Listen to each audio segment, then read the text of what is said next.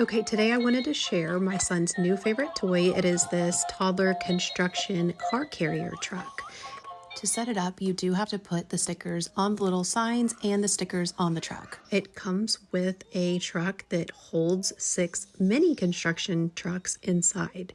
You can hold them on either side, but what I like to do is put the included transportation signs in the other side here. It comes with this nice transportation mat, and you even have a handle that pops out at the top of the truck for carrying. If you're worried about the sounds being too loud, here's a little tip. Take some duct tape and tape over those holes, and it tones down the sound a few notches.